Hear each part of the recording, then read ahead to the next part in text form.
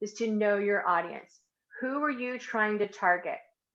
And that can be something as simple as just jotting down a few demographics of your ideal customer, maybe their age, their income, maybe the zip codes where they live, the lifestyle that they have, the things that they like to do. Or it could be really in depth and be very detailed, and you could create what people call an avatar, which is your ideal customer. You can put a name and a face to that person. And then when you're sitting around thinking about your marketing strategy, you can say, well, what would Mary do? How would Mary react to this? When Mary came into our store, what would she think about this presentation? Is she going to respond to this social media? And that becomes your sort of guide to determine what direction you go in your marketing efforts. All right, so what platforms should you be on? There are a lot. All right, so we're going to go over some of the top ones. This is a slide out of a report from Data Reportal, and they do this report every year. These are the most used social media platforms within the US. And you can see here that YouTube is the most used.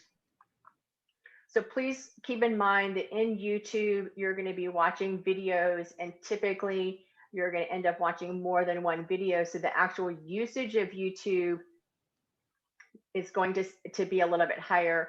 The majority of people, I think that sort of are in a marketing standpoint are going to be using Facebook. So you can kind of look one down, but it kind of depends, and we'll go through that in a second. And you're going to see over here on the left-hand side that there might be some social media platforms that you've never heard of before, or that you didn't know were relevant still. And just know that you don't have to worry about all of those. You don't have to be an expert in everything in the realm of social media. All right, so exploring the different channels. This is just going to give you a snapshot view of sort of what the previous one was telling you, in that YouTube has a lot of users, right? It's got 2 billion users. 81% of those people are in a 15 to 25 age range. Now, that's not to say that there's not an older generation, myself included, that are on YouTube and that spend a lot of time watching YouTube videos. But that's just to say that that's where the majority of their market is. So if your age group fits into that, and if you already have video content, then that might be a good place for you to be. Facebook, 180 million users. More than 50% of those people are going to be female. So if your market, your target audience are females, probably want to be on Facebook. But let's not forget about the male population. Those people are also on Facebook. So you have to kind of decide maybe what content you're directing in which social media platform. And Facebook, you can use multiple different mediums. So you can use just text. You can use text with a link. So you could share an article or a blog post or a website with someone. You could add an image. You can add multiple images in sort of a slideshow format, and you can add video.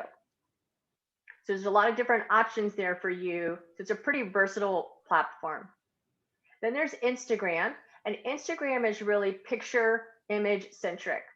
So if you have, for example, a product where you can take photos of your product, or if you have a service and you want to take photos of maybe a completed service, then or the types of services that you offer, then Instagram would be a good platform for you. And again, a little bit over 50% are female.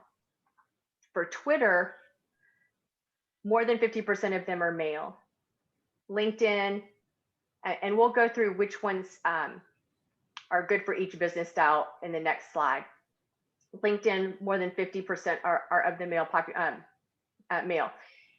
The next one on the next line, the little yellow ghost, which some of you may or may not know what that is, that's Snapchat. And yes, Snapchat still is a thing. And although they don't have the same market share that they used to have, they're still very popular with the very young demographic. So if that is your demographic, then you might want to be on Snapchat.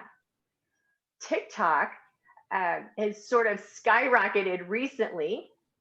It is a video platform, and you can do videos of up to 60 seconds on there.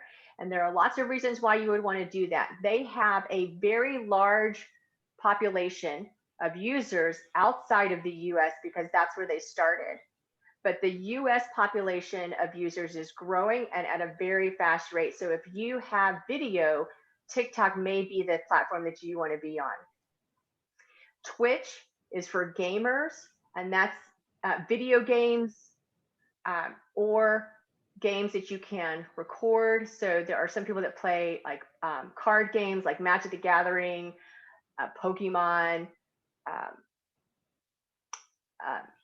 Dungeons and Dragons, those sorts of things. And they video and they record themselves playing those games and they stream that.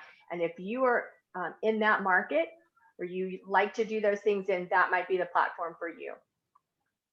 Yelp and Google My Business. If you have a brick and mortar business, then you should probably be on those. And I'll explain that in the next slide. And then Pinterest, along with Instagram, very image centric. So again, if you have a product and that you can take a photo of, then Pinterest might be your area. And again, overwhelmingly female for that demographic. All right, so which one should you be on? I believe that everybody should be on Facebook, right? We can talk about it afterwards. You can private message me or email me afterwards about your specific goals, and we can decide whether or not Facebook is right for you. But in general, everybody should have a presence on Facebook. When I try and recommend a business and I find that they either aren't on Facebook or they're on Facebook, but they haven't used their page in a very long time, it doesn't add any kind of credibility to my recommendation for them, right? So there's a moving company that I used to move into this house in Georgetown. They haven't updated their Facebook page in 5 years. So although they're fantastic people, they do a great job. They were very careful with my things, and I recommend them to everybody I know. I can't tag them in anything because they don't portray themselves as a legitimate business. Okay. Products. If you have a product, you should be on Instagram. Twitter is mostly used for news, information, political reporting. And I say mostly because that's really sort of the target. It is a text-centric platform, although they do allow other types of media. That's how they started. And you only get a short number of characters, so you have to be really precise in what you're trying to say. But it is fast content that people are going through. And so if you have that kind of content, or if you're able to generate that kind of content, then that would be the place for you. If you have video, if you want to start taking video, then you really need to be on YouTube. And that can be video of how-to videos, how to do a particular thing. That can be showing off new products. That can be describing your services. It can be a variety of things. So product companies and service companies, if you have the ability to create video, then I recommend YouTube. LinkedIn, mostly business to business, would be the reasons why I would recommend somebody to be on LinkedIn. As an individual, should you have a presence on LinkedIn? Absolutely. As a business, if you want to sell to other businesses, then you probably need a profile on LinkedIn. But it depends. I have a profile on LinkedIn for myself and for Santosha, but that's not where my client base is, right? So I'm not looking for the clients that are on LinkedIn. I very rarely go to it. I update it every once in a while. So it really depends on whether or not you're going to be able to interact on that platform and really make it valuable for you. Again, if you Yelp and Google My Business, I'll just kind of lump those two together, because if you have a brick and mortar business, meaning you have a physical location where somebody can come in, then you need to be on these platforms. And the thing is that even if you think you don't need to be on these platforms, you probably already have a profile within those platforms. So sometimes when you Google, there'll be a business on the right-hand side of your Google search. And some businesses have not claimed their page. Google doesn't care. You can write a good review, you can write a bad review about that business, and it'll still show up in that Google My Business page. And so you need to take control of what people are saying about your business and what you want to say about your business by claiming your page. And the same thing for Yelp. So that goes for both of those. Pinterest, if you again have a product, then I recommend that you use Pinterest. You might think of Pinterest as more of a hobby site. There's a whole category for business where people are generating business from their Pinterest. So if you have a service, you make a video, you could take a snapshot or you could create a graphic related to your video and you could add that to Pinterest. Then in the text, you would add a link to your video content. And I'll talk about that more when we talk about how to create content on a budget. All right, the next thing is Twitch. So if you have not gotten, on TikTok, if you have not gotten on TikTok, I highly recommend it if you need a break. But do know that if you take a break, it's going to be not 20 minutes, it might be a several hour break. So take that under advisement. But it is super fun. It's also good for business. There are a lot of people that are generating really good, high quality content on there that's informative that people are responding to. Snapchat, if you have a younger demographic, definitely recommend this for you. Snapchat and Twitch are not my area of expertise though, so those aren't my demographics that I market to for anyone. So just so you know, those are probably the two that they're very specialized. And again, Twitch is if you're into gaming and streaming and those kinds of things. Okay. So again, you need to identify your customer and where your customer is to determine which platforms you want to be on and how many you really want to manage. Right? Being on multiple platforms sometimes is going to mean that you're going to need to come up with content, and it's going to need to be pared down or pared up depending on which platform. Right? You might start off with content that's very wordy. You're going to put that on Facebook. But oops, you want to be on Instagram. Now you need an image to go with that. Okay, now you want to be on Twitter. Now you have to take this very long piece of content. You have to pare it down to not very many characters to get it on Twitter. Okay, and there's different ways to do that. All right, so the best tools, these are the things that I use for the Apple comparison, because I don't use Apple products, sorry, that I think are the most vital to get the job done effectively and efficiently. So when we're talking about images, video, that can be kind of scary if you're not used to doing that. It's relatively simple.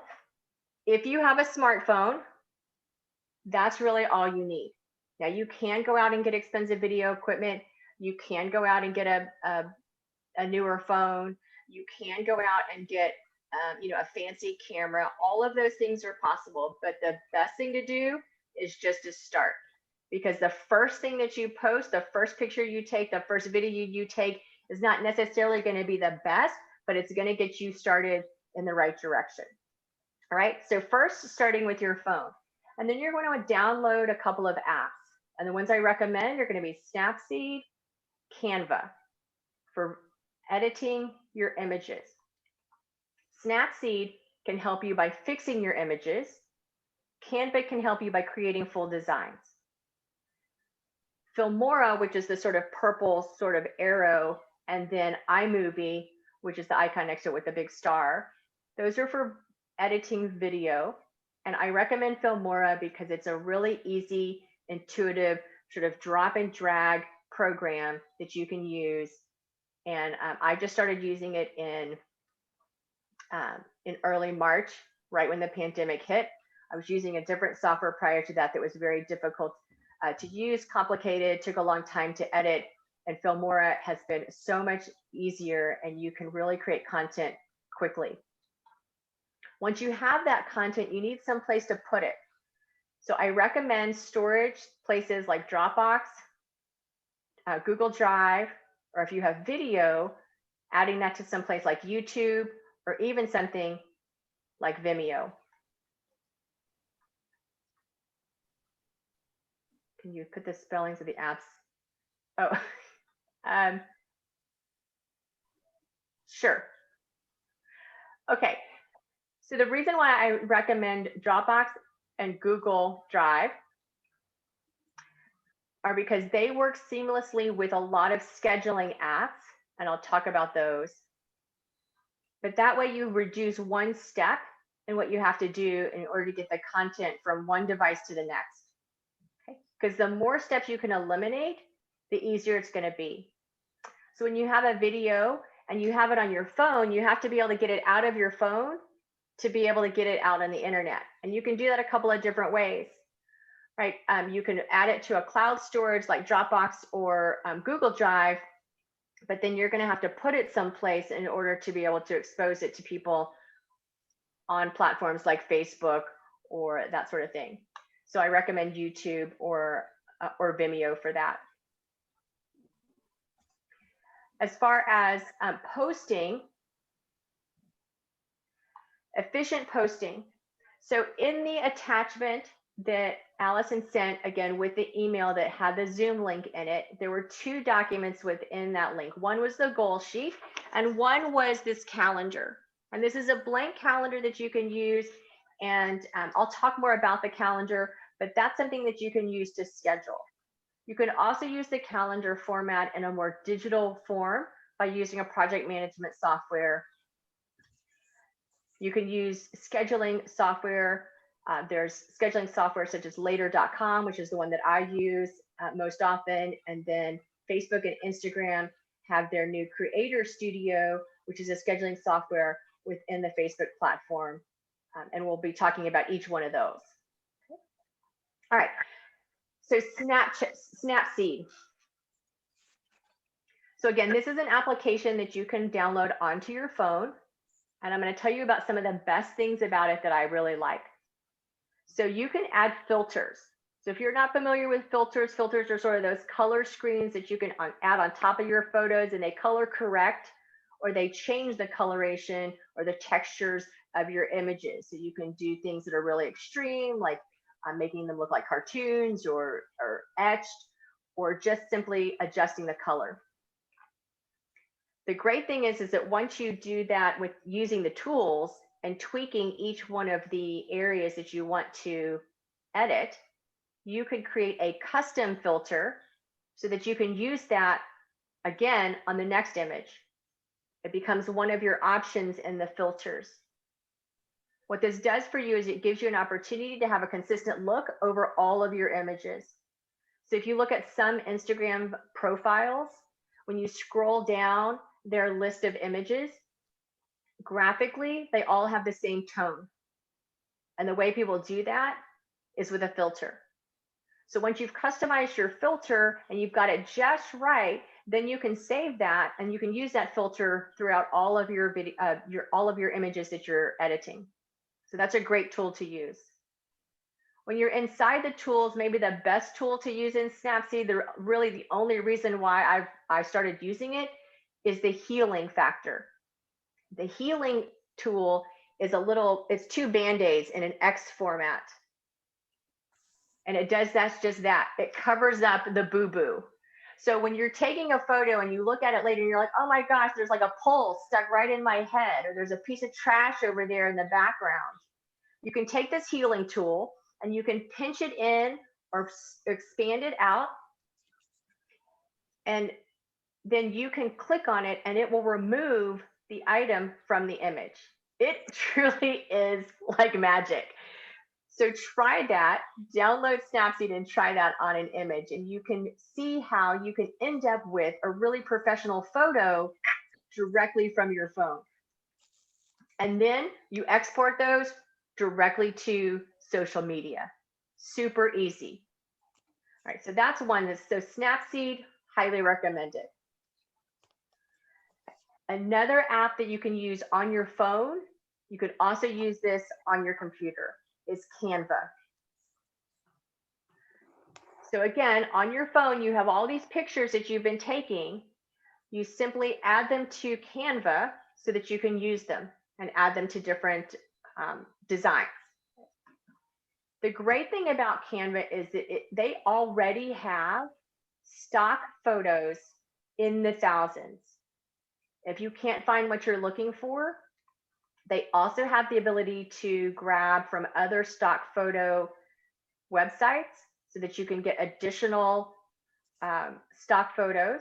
You can add your own photos, and you can grab photos from Google Drive and Dropbox. So remember, I mentioned those two as the places to store your things. And that's one of the reasons why, because you can easily just upload those. So you're not required to go back to that storage, download it, and then add it to Canva. You're eliminating that step. That's efficient. Right? So one way to do that, I like to use Canva on my computer so that I can see it. It's a little bit bigger. Some people love to just use their phone. But if you want to use it on your computer, but you've got your images in your phone, all you do is you add the image directly to Canva on your phone. Then you go to your computer and they seamlessly sync, and you can automatically start editing it right there on the computer. They have templates. They have thousands and thousands of templates, anything from an Instagram post, a Facebook post, a story, a banner, a flyer, newsletter, business cards, posters, presentations, such as this one. They have a ton of different things for you to choose from. The tip I have for you, branding and consistency. So the great thing about the multi-page templates is those pages are designed to all go together, right? They're all colorized the same. They have the same layouts or coordinating layouts. They have all of the same consistent fonts. So then you can use, if you want to use one of those pages from a multi-page template, you can do that. And you can use one for your Facebook post. Then 2 days later, when you want to make a different Facebook post, but you want to stay within that consistent branding style, you can go back to that template, grab the second page, and use that one. And now you have a consistent look over multiple posts. So that's a great tool to use, the templates. It also prevents you from having to be a master graphic designer. One of the worst things that you can do is flatten out a design. So oftentimes what happens is people think that bold fonts are the way to go. And so they put a bold font up here and they put a bold font down there, and then they put their website in a bold font. And all of that does is flatten the design. So you need some variation in the design in order to make the eye find that to be appealing to look at. And so using the templates will really help you to do that without having to think about it too much. So I'll talk about effects, and then I'll talk about scheduling the post. So you can do different effects within the designs. Some of these things are going to be just when you're in the paid version, which I do recommend because you're going to get a lot more depth in all of the categories that I just talked about. You can colorize your images. You can add texture to your images. You can also remove the background to your images. Lots of things that you can do with your fonts. Once you found your font, you can go up to the effects, and you can create a drop shadow. You can create a ghosting where it's sort of double layer. You can outline it. And now they just recently brought this out. You can make it into a curve, so you can arc the font to add that extra interest into your design. Right. The most fun thing that I think I like doing with the effects is removing the background off of my images. So if you think about all the images that you've seen of professional designers where they have the image, but there's text behind the person or behind a piece of the image, and then there's the rest of the image. Now, there are lots of different ways to create this graphic effect, but one of the ways, and the best way to do this within Canva, is to use the transparent background feature in effects. So basically, you end up with 3 layers within the design. The first layer, the bottom layer, is the actual photo. The second layer is the text, whatever text you want to write out. And the third layer is the second version of the photo. You simply remove, erase the background. So then you're just left with the person's outline. So then you layer those on top of each other, and then the text can go behind the person's head a little bit, or behind the shoulder, or in front of the legs on one part and behind the legs in another part. But you can create depth within your images right there in Canva. Super easy, very effective. That's probably my favorite thing about Canva. Canva also lets you schedule directly to Facebook. So if Facebook is your social media platform of choice, then that's a great way to schedule out your posts. Doesn't mean you can't schedule out for other things on a different platform, but if that design right there that you're working on is only meant for Facebook, then you can click schedule and you can schedule it right there within the Canva platform. Super easy, all in one platform, easy, makes it really efficient to do. All right, video editing. Video editing can be a daunting task. If you aren't good with technology, or if you feel like you've never edited a video, you barely can take a video, don't worry. Filmora is really easy to use. The great thing about it is that they have, again, two versions of it, on the computer and on your phone. So you have your choice. The things that I like about it, you can create professional looking videos on a budget. You can create front cards and end cards, which I use in combination with Canva by just snapshotting an image from the video and then adding that to the front. Right. So a good example would be the slide in the very beginning where I was kind of looking up and all of the social media icons were above my head. I took a video, I did a snapshot of it, I added those, I layered in all of the social media icons within Canva, and then I brought that back into Filmora and added that as the front. You can use titles and subtitles. So you can add subtitles right directly on the video, like captions. You can add your logo by using Canva, and again, removing the background. So you have a transparent background with your logo on it and putting that in. And I'll show you a little video about that.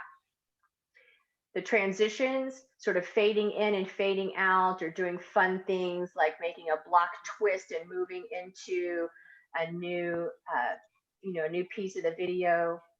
Those are really great to do also. And then the audio.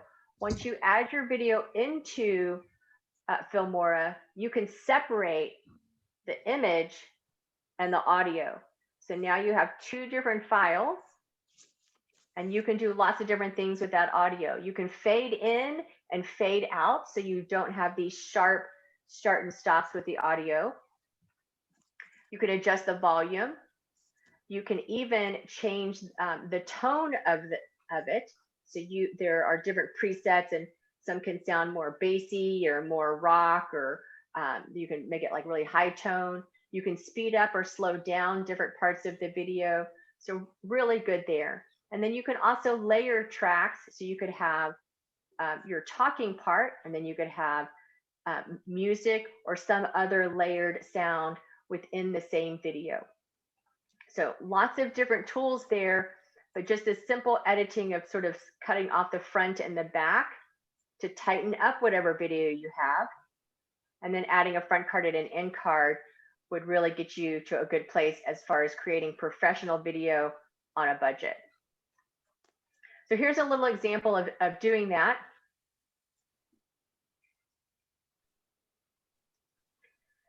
So this video here was the video that I created to sort of promote the presentation. So I took a snapshot and I just laid it into the front there. And now I'm taking the overlay, I'm adding that on top to get my logo and the name of the presentation sort of at the top. Now we want a consistent logo throughout the presentation. So there's a second overlay that's going to span the entire presentation so that it's consistently in the background. Really easy to do. It looks professional, super easy.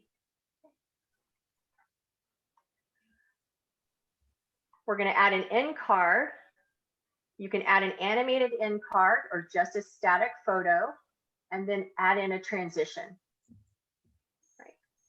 Sort of a fade out and a fade in to the next piece of the content. So related to titles, adding a subtitle.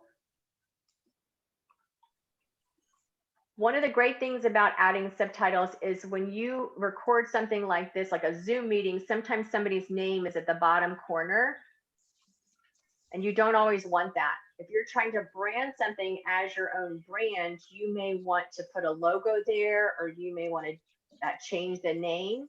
So you can easily do that by adding one of the titles and then adjusting it to whatever you want. And then you're going to just drag it down and put it over the person's name.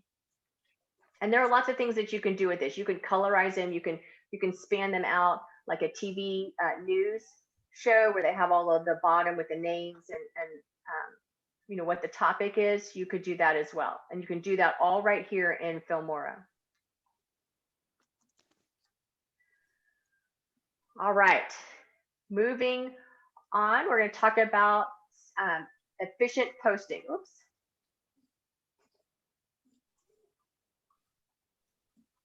I did that video editing on the computer. It's very similar on the phone, but honestly, I can't see it on the phone. So I do most of my video editing on the computer. I have other people that work for me that have better eyes, and they do all their video editing on their phone. Okay, scheduling posts. If you didn't know that you could schedule a post, meaning that you don't have to be there when it actually posts. Your post could go out at 6 o'clock in the morning, and you could be still drinking your coffee, relaxing, but your content is going out and your message is going out so that you don't have to think about it right there in the moment. Okay, and this is important because when you look at your analytics within Facebook, Instagram, or whatever platform that you're on, your target audience might not be on the platform when you want to post or when you have time to post. You need your post to go out when your audience is on the platform. Okay, so that's one of the other things that you need to identify is when you know your audience, part of knowing them is when are they on the platforms that I want to be on. Okay, and then posting at those times. And that's going to vary by day, possibly by male or female, you know, so you can look at all of those analytics within each platform within your business profile. Okay, so scheduling. So I talked about the paper calendar. The paper calendar is old school, right? Nobody thinks about printing things off anymore, but this is really effective. You just take a pen and a piece of paper and you start jotting things down, right? And the ideas will just start flowing. Now, the one that I gave you is blank, so it doesn't have Monday through Sunday on there. Some people like to start with Sunday as the first day of the week. Some people like to start with Monday, so I left you options there. But you simply start jotting down all of the different things that you think that you might want to post about, right? You can go to, there are several different places on the internet that you can go to that'll give you all of the sort of holidays of the year. And you can ask it to give you sort of all of the funny ones. So like there's National Pie Day, there's May the 4th Be With You Day, there's like Happy Day, there's all kinds of things. There's like a National Smiley Face Day, okay? I mean, the 15th, I think, was National Hat Day. If anybody saw that on City Post, then you probably knew that it was National Hat Day. So you can add those and infuse sort of like a funny thing into your post, right? So it's not all just about the business. So paper calendar is really good. Again, Canva, using that to schedule your Facebook posts, really easy way to, if that's your platform of choice, again, great way to do that. You can use a paper calendar concept, but without the paper, if you want to go digital, by using a platform to do that, whether that be Asana, Trello, Monday.com, any of those types of things. Easy to transform those into a social media planner. Let me just go to the next slide here and I'll show you. So this is an example of Trello. If you're familiar with Trello, Trello has, they have cards. So this is a list, and within each list has a card. So there's basically Monday through Sunday on here. And then there are different posts.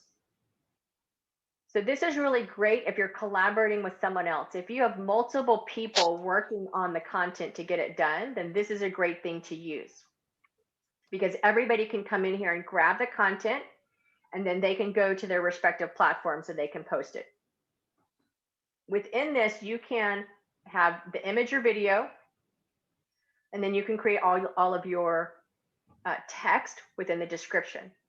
And when I was using Trello a lot, one of the lists was a list of all of my hashtags. So for example, you might have hashtags for a particular product, a particular service, right? You might have your base hashtags, but then you would have your specialized ones for each type of thing that you were going to post. So rather than having to come up with those every single time you want to post, you write those all down for yourself so you can just cut and paste those in. And then you would have them all here, and then you would schedule those out. This is not actually scheduling them for you, the same as a paper calendar is not actually scheduling it for you, but it does give you an opportunity to kind of see the big picture. And it works very similar in Asana and Monday as far as having sort of these column views and then these different opportunities to create these sorts of cards, if you will, of images with content inside. Again, the Creator Studio, really good for posting on Facebook and Instagram. Later.com. So Later.com is my scheduler of choice. Go to that. So I recommend, if you're going to use Later, to use the paid version. You're going to get a number of different features there that you're not going to see in the free version. A couple of them that I really like. This collect media over here on the left-hand side. You can grab media directly from a URL. You can also use stock images. So you can collect the media also if you want to collaborate with other people within Later, you can do that too if you have a team. But grabbing things from the URL or grabbing things from the stock videos is a great tool if you don't have a lot of content that you would be able to share. You also get the ability to go in and see the media that people have said about you. So on Instagram, when somebody tags you, then you'll be able to see that, and then you can share that content. And it might be easier to do it on here where you get it in a bigger format than going to your phone and trying to figure out and make sure that you grabbed, you noticed all of those notifications. As you notice here up at the top, you have the Dropbox and the Google Drive as options for immediate sort of downloading of your images directly into Later. And you can post on Later on Instagram, Facebook, Twitter, Pinterest, and TikTok. So a lot of good variety there. You can post a Facebook, you can post Instagram stories. So really good option there to sort of seamlessly plan out your social media.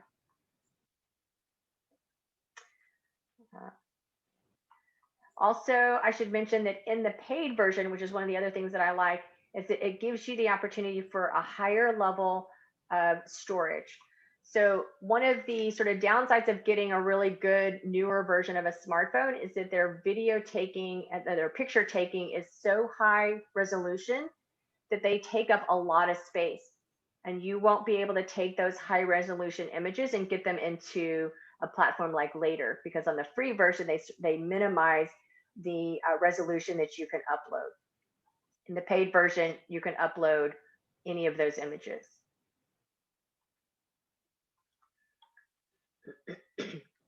All right, content on a budget. Use what you have. If you have a phone, use a phone. It's easy. Grab your phone, take a photo. You can either edit it on your phone or you can edit it on your computer. If you edit it on the phone, you can easily then schedule it out directly on your phone, right? There's an entire generation that doesn't even know what a computer is. They do everything from this teeny tiny device. So definitely doable. Would recommend you just use what you have to get started, and you can always upgrade later. All right, creating your own graphics. Again, using Canva to help you to do that, so you don't have to be a professional graphics designer, but you still get professional looking graphics. Really key. Okay, resizing those within the platform is super easy. It is in the paid version, but again, I highly recommend getting the paid version. These things are not that expensive, and it's a small price to pay to be able to do it on your own versus having somebody else do it for you. Having someone else do it for you is also an option, but if you're looking for ways to do it on a budget, then these are some good ways. And the resizing is great. You can start with one size design. Let's just say an Instagram post because it's a square. And you can work for hours, 30 minutes, 10 minutes, whatever it is, on creating that design. Now you need it for Facebook. Although you could post a square on Facebook, Facebook also has their own post size. So you just go up to resize and you make it a Facebook post, you copy and resize, boom, you have another design that is of that same design, consistent image, but it's in a different size. But now you have a video, and so you really need a card for the video, which is actually a larger format, right? So now you need to resize it again, and you can resize to all of these different formats: Instagram, Facebook, Facebook banner, Facebook event cover, a YouTube card, a video card, an Instagram story, a TikTok story cover.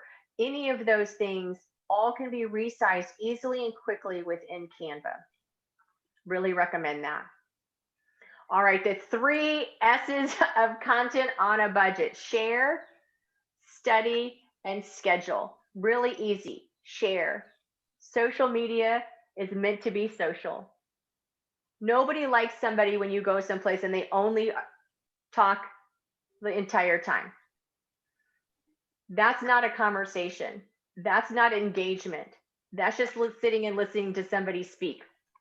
Engagement, social media, is about being social. So you do need to plan on interacting with your audience, right?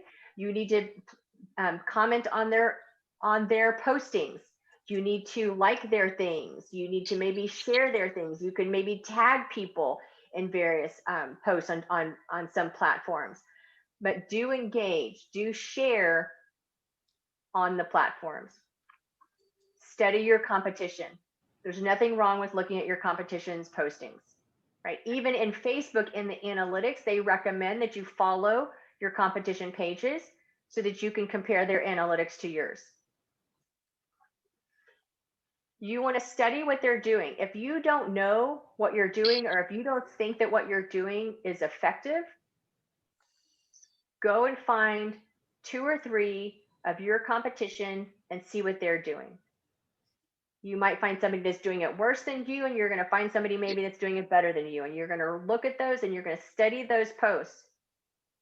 And then think about, what about those posts is really good? What about those posts makes me excited? And then use that information within your own posts. And then schedule. Give yourself the gift of time. All right, I'm running a little bit behind here, so I'm going to speed this up. Using one media asset over multiple platforms. Start with a video. Here's a list of all of the places that you can add a video. You can have a video that you add to YouTube or Vimeo.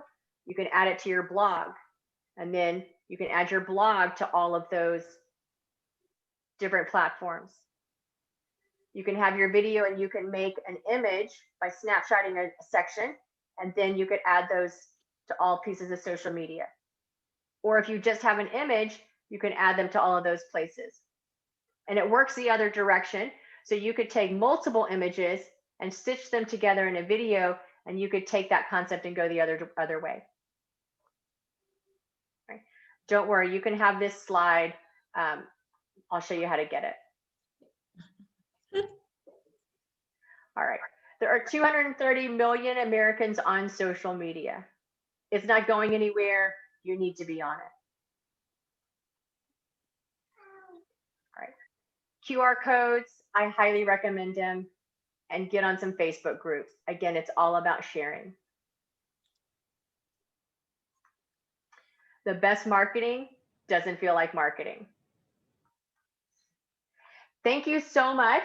I really appreciate your time. You can use these two QR codes to get more information. The bottom one is going to give you a PDF of the presentation of the most important parts.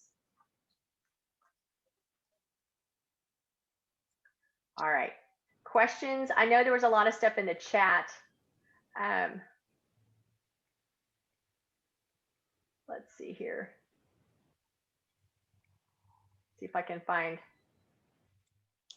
So someone asked if I could write the names of all of the different things, of all of the different platforms. They were in the very, like the third or fourth slide. Let me just go back here.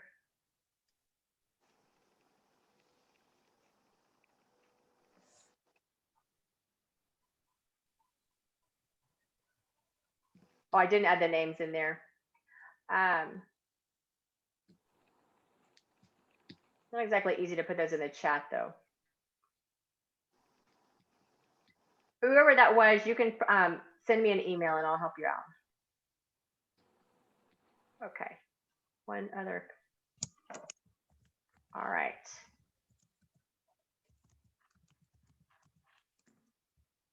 Anything else?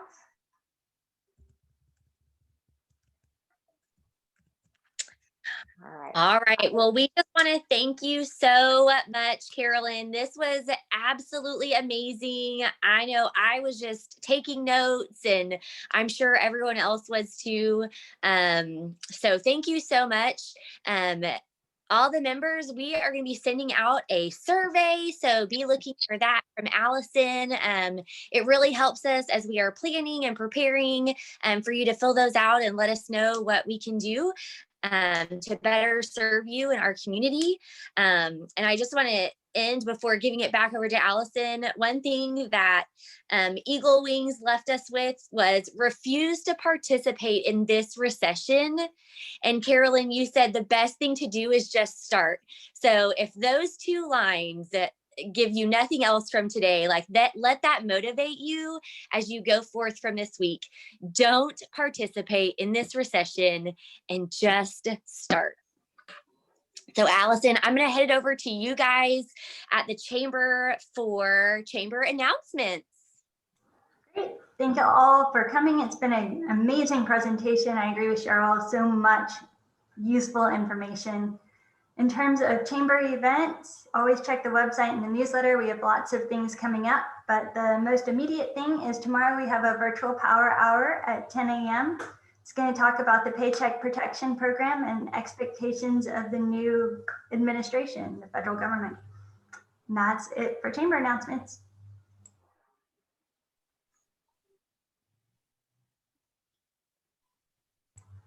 All right. Well, I think that is a wrap. Again, round of applause to Carolyn Cummins. And tell me how to say the name. Santosha? Oh, it's Santosha. And Santosha. Yeah. Okay. It's Santosha Solutions, and it means contentment and happiness. Oh, I love that. I love that. Well, thank you so much for being here today. And we will see you guys tomorrow at the virtual powerhouse.